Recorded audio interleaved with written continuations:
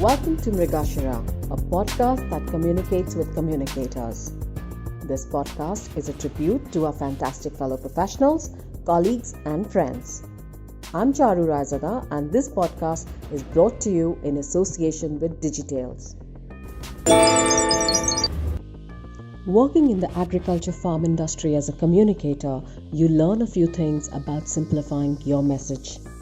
Today's producers and growers are scientific about crop yields, better nutrition for livestock, and mechanization. Last week, as the news around Amresh Singh, a farmer from Bihar, caught our attention, we couldn't help but wonder what it takes to communicate with today's farmers and understand a little about what appeals to their risk-taking abilities. Our guest this week on Mrigashara is Bhavna Imran, communication leader at Corteva AgriScience. Bhavna comes with over 2 decades of experience in developing consistent and powerful brand messaging across regional markets, distribution channels, and customer segments. The objective of this episode is not to know about the challenges faced by the sector or to discuss the farm bills or the food security problem, but really, as a communicator, how can we make a difference? Hi Bhavna, hello and welcome to Mrigashara. Thank you for making the time to talk to us. Let me begin by asking you something which I have often wondered.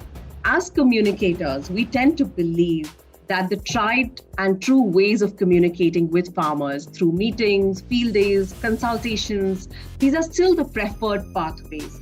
How has the communication landscape evolved, or has it even evolved? Thank you, Charu, for having me on this channel. I used to watch my father, who used to run an advertising agency, and it's interesting because he used to service a big multinational tea brand, the target segment for which was rural India. And watching him from the sidelines as his team designed some campaigns, it was so phenomenal to look at the channels they used to communicate their messages then. There's a folk art form called Burrakatha in this part of the country in South India. And this is a dance drama format and performed at village fairs. So typically, when they had to communicate anything about the tea brand, they leveraged this particular channel quite heavily. And also, of course, the word of mouth communication and the interactions which happens at these fairs. And I'm talking about not like 100 years ago, this is in early 90s. But from then, I think to now, the landscape has certainly evolved. I would rather say transformed. The farmer audience, I think, can very comfortably access technology, and that has made the difference. Emerging technologies have definitely leapfrogged. And like they say, the adoption of telephone communications in India, the point has moved from 0 point to a completely mobile state. We've totally skipped the landline generation, right? So the move to DSM technology has had some, I think, very good positive repercussions on the rural audiences. Today, the communication formats, channels of all of those have evolved. And the rural and the farming community, I think, has sort of picked up speed in all of this. In our own organization and a lot of other brands I see and respect, most farmers are being communicated through by mobile telephone, not just for reaching out on calls, but leveraging the apps. There's some very interesting apps which talk about smart and precision agriculture, which these brands are able to very successfully leverage. We interact with our farmers on social media like Facebook, Twitter, WhatsApp. Of course, there is a little bit of dependency on infrastructure, right? The apps, we have to look at lightweight apps which are more functional on 2G/3G, not very heavy apps, but the interaction levels have been phenomenal. So let me just give you a couple of examples in terms of how the landscape has evolved. Today, as communicators, it's not just about interacting with the, helping us ask the media to relay some of the messages. We are working with various channels to raise awareness and educate the farmers. Be it like for example, imagine our interaction with the farmers through regional channels and regional media communication to help tell the entire message around how it is becoming critical to use the best agronomy practices so that the output per hectare increases for the farmers. Talk about trends in terms of mechanization. We have done some very interesting conversations with our farmers where we have told them the advantages of using mechanized tools to help them increase their output, to also reduce the labor drudgery. And these kind of messages are not today communicated as messages which are just helping the company. These are things which are communicated to help the industry at large. So going out there and putting forth the messages which are beneficial to the farmers, and also leveraging the channels, be it regional media interaction or talking to them through traditional media or telling these stories through social media, I think that has changed. So I would say in all, the format, the messaging and the channels have evolved drastically. No, that's really interesting to know. Who would have thought that we've progressed that much, and we have seemed to have those stereotypes in our minds about farmers, but that's really not the case. And I really love the story you just told me about your father and how they would communicate in the older days. But I feel that some of those practices could still work in today's day and age. Let me just move to another question. I believe there's a whole community on YouTube, and you have Instagrammers, you have YouTubers who are talking about new practices. They have a good pool of religious followers, and who would have imagined this few years back? What do you think of the role of influencers? Can they help bond with farmers? Can they help introduce new sustainable practices? What could be their role going forward? See, like I mentioned, with growing social media, people are the farmers, and they're not just doing things in their own traditional manners. They are very keenly looking at learning various methods of how to, make their farm produce better, the yield more, the yield increase, and basically more output per hectare. And farmers have very, very interestingly started using social media to educate themselves about the tools and techniques. And also remember, I think of late, the entire salience of sustainable agriculture practices has come up, right? Farmers and most of us in our community are trying to understand what these sustainable practices are. They're constantly grappling with what works for them, but also what also positively influences the environment. We are not talking about large farmers and having these large hectares of land. In India, and actually most of APAC, right, the farmlands are very small, what we call the smallholder farmers, I mean. And their average holding is very small. So for them, understanding what is sustainable and what is good in terms of agronomy practices and things like that, they can't just pick and choose from the trends which are happening or just reading it aloud as the large macro trends. For them, they listen and understand people who are able to tell them more effectively and empathize with them. And hence, I think that is where the social media influencers, your YouTube influencers come into play, right?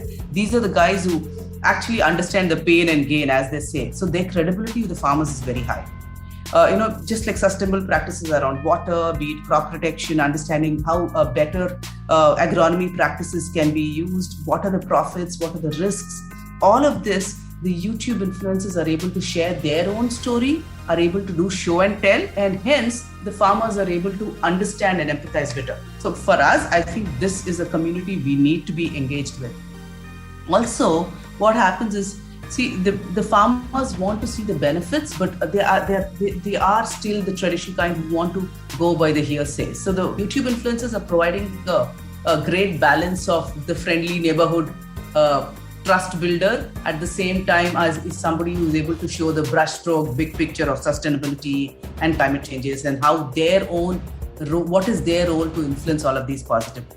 So I think those are the people to look out for and watch out for. No, got that. Makes sense. There have been a lot of misconceptions, and people have kind of, what you call the cancel culture in agriculture. It's kind of becoming very real. It's painful. It's corrosive to the agriculture industry. As a PR professional, what should we do to minimize impact on reputations and safeguard farmers' livelihoods? The problem with cancel culture is there's no reason or rhyme as to why it happens. What is the criteria for cancellation? Typically, this happens and the target is a moving target, right? So I think it is definitely more painful for some industries than the others.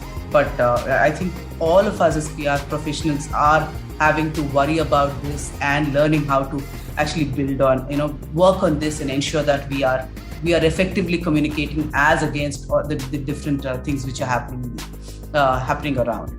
I would say, especially in industry like agriculture. So today what happens is food has suddenly become an intimate part of everybody's life.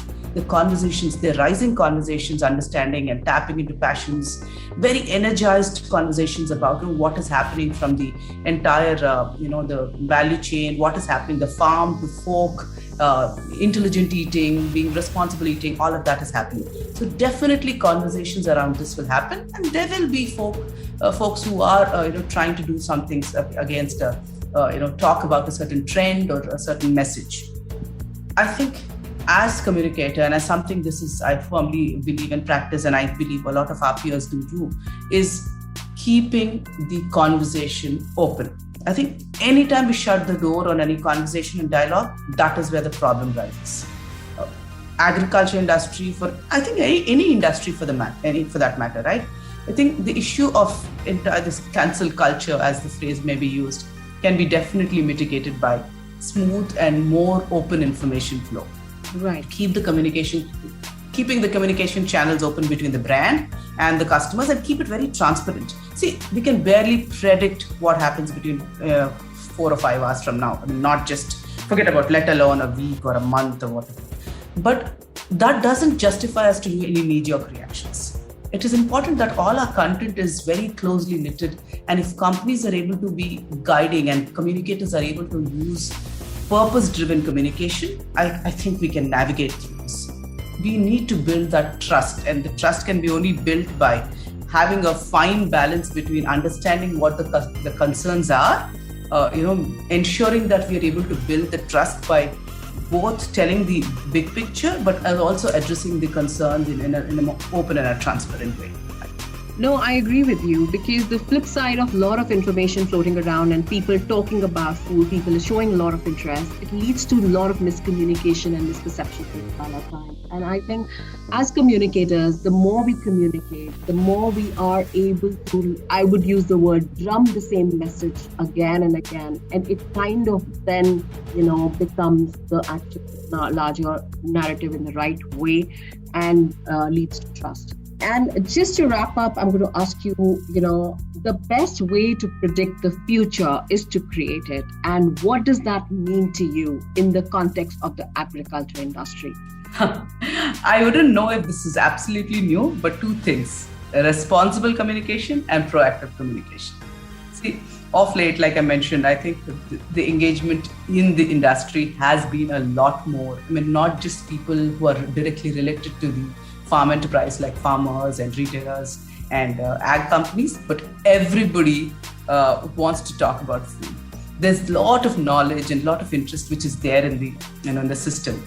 So if we are able to leverage this democratization of conversation in a much more efficient manner, and we as communicators are able to present messages that are educating, that are helping raise awareness, that are talking about trends like sustainability, agronomy practices, and things like that, it is important. I mean, I think we are able to definitely set the trends, but also are able to draw a great picture between, I think it's important. The farmers and the companies will mutually benefit.